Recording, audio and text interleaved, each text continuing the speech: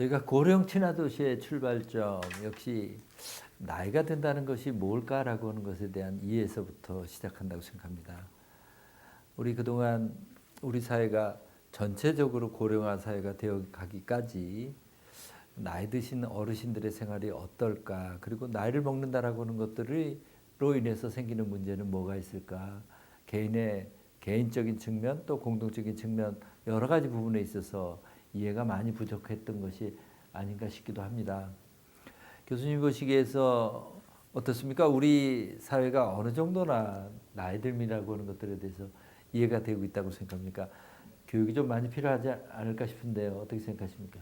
네, 뭐 예전보다 좀 나아졌다고 하더라도 여전히 그 노인에 대한 이제 부정적인 인식이 아직도 이제 많이 자리 잡고 있는 게 사실이죠.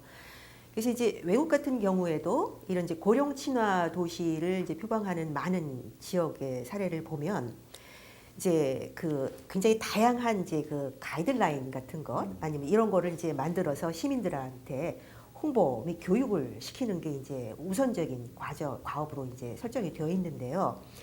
대개 이제 여기서 그 만들어서 배포하는 그 가이드 내용을 보게 되면 그 첫 번째, 그리고 빠지지 않고 들어가는 게 바로 노인에 대한 이해라고 하는 것입니다. 보통 이제 말로는 알고 있지만 노화로 인해서 노인들이 어떤 불편을 겪는지를 사실 잘 모르잖아요. 그러니까 보통 사람들이 내가 직접 경험하기 전에는 그거를 이해를 하기가 어렵죠. 그래서 이제 그런 부분들에 대한 거를 굉장히 우선 인식을 바꾸고 이해를 하는 것을 많이 강조를 하고 있는데, 우리 주변에서 이제 실제로 그 노인의 그 노화 과정이라든가 이제 신체적 변화 이런 것들을 체험할 수 있는 기회를 제공하는 곳이 있죠. 그래서 이게 그 노인 생애 체험관이라고 하는 것이 이제 몇 군데가 있습니다. 그래서 이제 이것을 이제 보게 되면 그 신체적인 노화, 그러니까 노화라고 하는 것이 이제 여러 방면으로 나타나게 되는데, 제일 먼저 우리가 이제 두드러지게 알 수 있는 것이 바로 이제 이런 신체적인 노화죠. 시력이 떨어지고 청력이 떨어지게 되고 근력이 떨어지게 되고, 자세가 이제 근육과 이제 뼈가 약해지게 되면서 이제 자세가 굽어지고, 그러니까 뭐 이런 관절 마디마디가 이제 불편해지게 되는 거죠. 그래서 이제 그런 여러 가지 신체 상황을 가지고 상태를 가지고 일상생활 환경을 우리가 이용을 하는 데 있어서 어떤 불편함이 있는지를 알아야지만 그 문제점을 개선할 수 있는 지혜가 생기게 되는 거죠. 그래서 이제 이런 생애 체험관에서는 그런 노인들의 일상 그 신체적인 변화 그리고 거기에 따른 생활상의 문제점을 우리가 이제 느끼고 이해를 할 수 있도록 하는 여러 가지 기회가 이제 제공이 되고 있습니다. 그래서 이제 뭐 화장실을 이용한다거나 계단을 이용을 한다거나 또 횡단보도를 이용을 한다거나, 그러니까 이렇게 불편한 상태로 이제 여러 가지 장비를 착용을 하게 되죠. 눈에는 이제 시력 저하를 이제 가상한 이제 고글을 쓰게 되고, 귀에도 이제 뭔가를 꽂게 되고, 관절에는 이제 무거운 거를 차고, 다리 부분에도 이제 모래주머니를 차서 얼마나 다리 하나 들기가 힘든지, 그러니까 약간의 단차만 있어도 노인들이 걸려 넘어지거나 하는 안전사고를 겪게 되거든요. 이제 그런 것들을 젊은 사람들은 이제 잘 못 느끼는데, 이런 체험을 통해서 고령자들이 이렇게 일상생활에서 불편함을 느끼는구나 하는 거를 이제 알 수가 있게 되는 것이죠. 그래서 이제 색을 인지하는 게 힘들기 때문에 어떻게 하면 이제 색채 대비를 강렬하게 해서 인지도를 높여가지고 안전사고를 줄일 수 있는 방안도 여기서 이제 나올 수가 있게 되는 것이고요. 청력 상태가 떨어지는 것을 감안해서 이제 재료를 어떤 것들을 선택을 해야 되는지, 또 마감 재료, 눈부심의 현상이 심하기 때문에 섬광이라든가, 그래서 바닥 재료나 이제 마감 재료의 이제 반사도를 이제 떨어뜨리는 그런 재료를 쓰게 한다라든지, 이런 이제 체험들을 또 이제 하는 것도 사실은 노인에 대한 이해를 높이는 하나의 방안이 될 수가 있죠. 그다음에 이제 이 또 평생 교육들을 통해서도 우리가 이제 그 노인에 대한 이해를 또 높일 수가 있습니다. 그래서 아까 이제 그 UBRC라고 그래서 대학과 연계를 시켜가지고 이제 노인들의 교육이 이루어지게 할 수도 있고, 또 이제 필요한 서비스를 제공할 수도 있게 한다라고 했는데, 이 경우에도 이제 그 과정에서 이제 학생들에게 그 노화와 노인들의 불편함을 이제 이해시킬 수 있는 그런 이제 교육 과정이 뭐 교양이든 뭐 이제 필수적으로 이제 뭐 좀 투입을 해서 이해를 높이는 것도 이제 좋은 방법이 될 수가 있을 거라고 생각을 합니다. 감사합니다. 저는 제가 개인적으로 그 나이가 들음에 대해서 이해를 못했는데 지금 이해하는 것 중에 하나가 저희 어머니가 연세를 이렇게 자꾸 들어가시게 되면서 어머니 주변에 자꾸 그 물건들이 이렇게 쌓이기 시작하더라고요. 예전에는 그걸 잘 이해 못했는데 제가 이 고령 친화 도시에 대해서 공부를 하면서 느껴보니까 결국은 최소한의 행동 반경 속에서 자기가 얻을 수 있는 그 생활의 편의를 얻기 위한 그 활동들이 그렇게 나타나 보이는 것이 아닌가 싶은 그런 생각이 들었습니다. 그것을 아마 젊은이들은 이거 왜 자꾸 안 치우고 이렇게 놓으세요 하지만 어르신들한테는 그렇게 사는 것이 편안한 게 최선이고 한데 그것을 우리들이 제대로 못했던 것이 아닌가 싶습니다. 세계보건기구에서 또 하나 제시했었던 것이 살던 곳에서 나이를 들어가는 것이 아주 좋은 정책의 방향이고 가치다라고 이렇게 말씀을 합니다.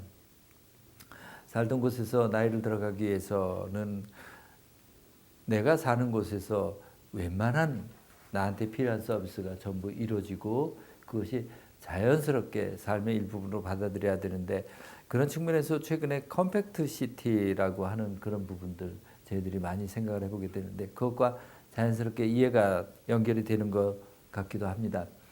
우리 살던 곳에서 나이듦이라고 하는 정책에 대해서 조금 더 우리 이해를 돕기 위해서 이렇게 제시해 줄 그런 사례 있으면 좀 설명을 부탁드립니다. 근데 이제 그 나이가 들어가게 되면 아무래도 아무리 활동적인 그 액티브한 그 노인이라고 하더라도 이제 행동 반경이나 생활 반경이 좀 좁아지기 마련이죠. 그래서 이제 내가 이제 주로 기거하는 이제 주거지를 중심으로 여기에서 이제 크게 벗어나지 않는 범위 내에서 자주 이용하는 공간과 시설들 이런 곳을 이제 중점적으로 좀 살펴볼 필요가 있습니다. 그래서 이제 뉴욕 같은 경우에는 이제 이거를 이제 그 블록 바이 블록 워킹 프로젝트라고 그래가지고 그 자기가 주로 이용하는 버스 정류장에서 이제 두세 블록 멀지 않은 곳에 이제 사람들을 직접 체험을 하게 했어요. 그래서 돌아다니면서 주로 이용하는 공간에 그 전에는 이제 잘 인지를 못했었는데 그리고 특히 고령자의 특성이 불편함을 참는 거예요. 다 늙으면 그렇지. 그러고 적응을 하는 거죠. 근데 사실 그걸 이제 하나하나 들여다보면 사실은 다 불편하게 사는 거를 감수를 하시는 거거든요. 그래서 이제 그런 부분들을 이제 노인들과 그다음에 이제 이런 보행 약자라든지 또 이제 젊은 사람들 이렇게 여러 자원봉사자들이 한 팀을 이루어 가지고 그 지역을 이제 탐방을 한 거예요. 그래서 버스 정류장에 이제 뭐 문제점이 뭔지, 그다음에 이제 뭐 경계석이 뭐 어떤 문제가 있지는 않은지, 그리고 이제 신호등의 그 대기 시간이 너무 짧지는 않은지 이런 것들을 직접 찾아다니면서 이제 이거를 기록을 하는데, 그래서 이제 뉴욕시에서 이제 시에서 개발한 이제 앱을 이용을 해가지고 문제가 있는 그 지점을 직접 사진을 찍고 그러면 그것이 이제 그 위치가 GPS로 바로 전달이 되고요. 그러면 이제 거기에 이제 문제가 되는 내용들이 이제 바로 시로 이제 보고가 들어갈 수 있도록 해서 그 일대의 보행 환경의 이제 문제점들을 작은 그 지역 단위로 해가지고 세밀하게 시민 차원에서 이걸 모아가지고 개선을 하기 위한 이제 근거 자료를 이제 만들었던 거죠. 이제 이런 것도 그러니까 너무 커다란 스케일에서 도시라고 하면 뭐 큰 스케일을 생각을 하게 되는데 결국은 실제 사람들의 생활이 이루어지는 단위는 작은 단위라는 거죠. 그래서 그런 단위 중심의 문제점들을 증거 기반 그런 이제 조사나 연구를 통해 가지고 데이터를 축적을 해서 실행 전략 문제점을 해결하기 위한 실행 전략을 찾는 것도 이제 하나의 사례가 될 수 있겠고요. 일본 같은 경우에는 이제 최근에 편의점을 많이 사용을 하지 않습니까? 근데 일본의 그 편의점 사용하는 계층의 대부분이 50대 이상, 그러니까 고연령층이 많다는 거죠. 그래서 이제 여기에 그 세이프티 스테이션 그 프로젝트라는 거를 도입을 해서 그 편의점에 그 세이프티 스테이션 마크가 붙어 있는 곳은 그 지역 사회에 있는 이제 고령자를 배려하는 여러 가지 다양한 역할을 하게 됩니다. 그래서 단순히 물건을 사고 파는 그런 이제 상점으로서의 기능만 하는 것이 아니라 여러 가지 이제 행정 서비스를 거기서 대신하게도 되고요. 그다음에 이제 뭐 택배 서비스라든지 뭐 세탁물을 뭐 위탁을 하게 한다라든지 뭐 그런 이제 다양한 기능들이 들어오게 되죠. 그래서 이제 뭐 금융 서비스도 여기서 이루어지게 되고, 그러니까 그만큼 대개 이제 이런 그 편의점이 위치한 곳이 고령자들의 주거지하고 멀지 않은 곳에 있다는 거예요. 그리고 이제 대구 1층에 또 위치를 해 있기 때문에 동선도 그렇게 이제 그 길지가 않은 것이죠. 그래서 굉장히 이 편의점이라고 하는 그 이제 생활 공간을 아주 유용한 그런 이제 고령자를 배려한 그런 이제 생활 거점 공간으로 또 활용하는 그런 이제 또 사례들도 있습니다. 예, 제가 우리 고령 친화 도시를 공부를 하면서 아주 무겁게 생각했었던 주제 중에 하나가 노인 빈곤의 문제입니다. 이 문제를 생각할 때마다 한편으로는 현재 지금 고령층에 들어오신 분들한테 감사하면서도 한편으로는 이게 우리 사회가 어떻게 해결해야 될까 하는 것에 대한 해결책이 뚜렷한 해결책이 없어서 고민하기도 합니다. 이분들이 노인 빈곤이 된 부분 중에 상당 부분은 자기가 갖고 있는 자산을 서둘러서 자녀들한테 주게 되고 노령이 되었을 때 경제적인 문제보다는 자녀들에게 주고 그리고 나중에 자녀들에 의해서 어느 정도 부양을 받는 것이 자연스럽지 않았을까라고 하는 그 인식 속에 있는 분들이 많은 부분 노인의 빈곤의 문제로 어려움을 겪고 있다고 생각합니다. 아마 다음 세대는 좀 더 달라질지도 모르겠습니다. 노령분들께서 자기의 그 생애가 길어진 것에 대비하기 위해서 경제적인 부분들에 대한 분배, 안배 같은 것들에 대해서 달라지겠지만 현재 지금 우리 사회에 고령층으로 되어 있는 부분들이 가장 힘든 과제가 아닐까 싶습니다. 이 문제 어떻게 해결하면 좋을까요? 좀 정말 어렵지만 그래도 이 문제에 대해서는 꼭 짚고 넘어가야 될 것 같아서 한번 좀 말씀드려 봅니다. 사실 뭐 여기에 대한 뭐 뚜렷한 해결책이 있으면 지금 우리가 이렇게 앉아서 고민을 할 필요도 없겠죠.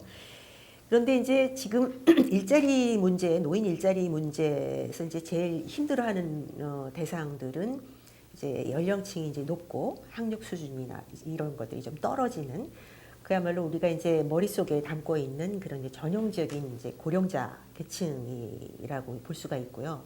우리가 앞에서 얘기했던 소위 이제 베이비 부머들 신중년 세대의 경우에는 이제 그 기존의 고령자층하고는 굉장히 또 다른 속성을 가지고 있다고 사실은 봅니다. 그래서 장기적으로 봤을 때는 그런 이제 노인 일자리라든가 노인 빈곤의 문제가 지금과는 조금 또 다른 양상을 띌 거라고 생각하는데 지금 현재 문제는 이제 일자리 자체가 노인들을 고용할 만한 일자리가 변변한 일자리가 없다는 거잖아요. 그래서 이제 그런 일자리 노인들의 가지고 있는 지금 이제 뭐 능력 수준을 활용을 해서 기여할 수 있는 그런 일자리가 무엇일까? 그런 거를 이제 찾아서 이제 만들어가는 그런 이제 과정들이 좀 필요할 것 같은데요. 이제 그러기 위해서는 이제 그 능력 시들이 지금 이제 노인들이 할 수 있는 부분이 무엇이 있는지를 또 이것도 역시 노인에 대한 이해가 선행되어야 된다라고 생각을 하거든요.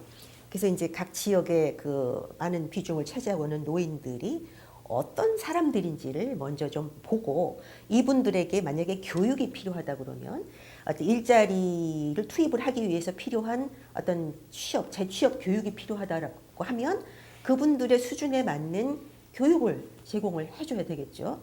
그리고 이제 이것이 단순히 노인만을 교육을 시켜서 되는 건 또 아니고요. 실제로 이제 그 일자리를 제공하는 고용주들에 대한 인식의 변화도 사실은 중요하다고 보거든요. 그래서 외국의 경우에도 아까 이제 가이드를 제공을 한다고 했을 때 노인들 자체에 대한 이해를 높이기 위한 그런 이제 내용들이 필수적으로 들어간다라고 했는데 그것과 더불어서 이제 외국도 물론 그 노인들의 일자리 문제, 고용 문제가 굉장히 중요한 이슈가 되고 있기 때문에 그런 이제 민간 차원에서의 그런 이제 일자리를 제공하는 고용주들이 이 이제 은퇴자나 이제 고령자를 고용을 했을 때 어떤 이득이 있을 수 있는지 이런 것들을 또 좀 이해를 도모하고 또 설득을 하고 참여를 또 독려하는 그런 식의 또 다른 차원의 교육도 함께 이루어져야 되지 않을까라고 저는 생각합니다. 그래서 이게 고령자만의 문제는 또 아니라는 생각을 하는 거죠. 예, 저도 그런 생각이 듭니다.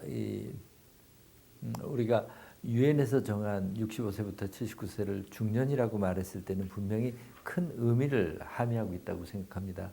그분들이 갖고 있는 경험, 그분들이 갖고 있는 사회적 네트워크, 또 그분들 갖고 있는 신체적 건강함을 생각할 때 분명 경제적으로 활기차게 활동할 수 있는 여건 모두 갖추고 있습니다. 다만 우리 사회가 보이지 않는 장벽에 의해서 그분들을 배척하고 밀어내는 것이 아닌가 싶은 그런 생각도 종종 들게 됩니다. 저는 우리 사회가 지금 경제적으로 겪게 되게 되는 산업구조 변화, 4차 산업혁명, 그리고 이런 구조적인 변화 속에서 분명 고령층에 맞는 그런 일자리들이 저는 찾아질 수 있을 것이라는 생각이 듭니다. 우리들의 인식이 얼마큼 뒤따라가느냐라고 하는 것에 관련된 문제라는 그런 생각이 듭니다. 저희가 고령 친화 도시를 이렇게 생각을 하면서의 느낌은 그렇습니다.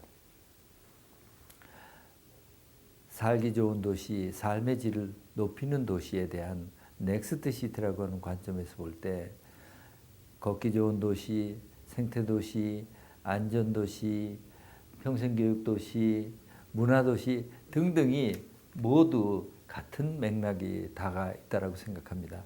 그것은 서로에 대한 이해와 존중이 바탕이 되고, 그리고 공동체가 어떻게 같이 가느냐라고 하는 그런 측면의 모습이라고 하는 생각이 듭니다. 교수님, 우리 마지막으로 우리 고령 친화 도시에 대해서 한번 우리가 이런 식의 인식 아니면 이런 식의 출발점에 대해서 한번 핵심적인 거 한마디로만 정리해 주실 수 있으면 정리해 봐 주시죠. 고령 친화 도시는 고령자만을 위한 도시가 아닙니다. 고령자가 편한 도시라면 모든 시민들이 다 편안하고 안전하고 쾌적하게 생활할 수 있는 그런 이제 도시 환경이 이제 만들어지는 것이라고 이제 생각을 합니다. 그래서 조금 전에 대표님께서 말씀을 하셨듯이 좋은 도시가 되기 위해서 갖춰야 될 모든 요건들, 그러니까는 고령자와 모든 시민이 잘 살기 위해서 그야말로 삶의 질을 높일 수 있도록 하기 위해서는 물론 이제 그런 뭐 걷기도 좋아야 되고 건강성도 향상을 시켜야 되고 물론 일자리도 제공이 돼서 잘 살 수 있어야 되고 그다음에 이제 또 뭐 여러 가지 뭐 디자인적으로도 보기 좋은 도시가 되어야 되고요. 그다음에 이제 환경적으로도 자연이 많아서 친환경적인 또는 이제 지속 가능한 그런 이제 도시가 되어야 되고요. 결국 살기 좋은 도시가 고령 친화 도시가 아닌가라는 생각이 듭니다. 그래서 이제 지금 이 포럼에서 다루는 모든 주제들이 다 의미 있게 연결이 되는 것이 아닌가라고 생각을 하고요. 근데 앞으로 얼마든지 그런 방향을, 물론 시간은 오래 걸리는 일이지만 얼마든지 긍정적인 방향으로 갈 수 있는 기회가 열려 있다라고 저는 생각을 합니다. 고맙습니다. 대화 속에서 정리되는 마지막 주제는 분명한 것 같습니다. 어느 사회든지 좋은 사회가 되기 위해서는 전 연령계층 그리고 모든 계층의 사람들이 서로의 이해를 바탕으로 해서 함께 나아가야 한다라고 하는 것입니다. 그리고 그런 사회가 바로 성숙한 사회로 나아가는 것이 아닌가 싶습니다. 고령 친화 도시는 성숙한 사회로 가는 그 한 걸음의 중요한 걸음이라고 생각합니다. 넥스트 시티는 성숙한 도시라고 생각합니다. 고맙습니다.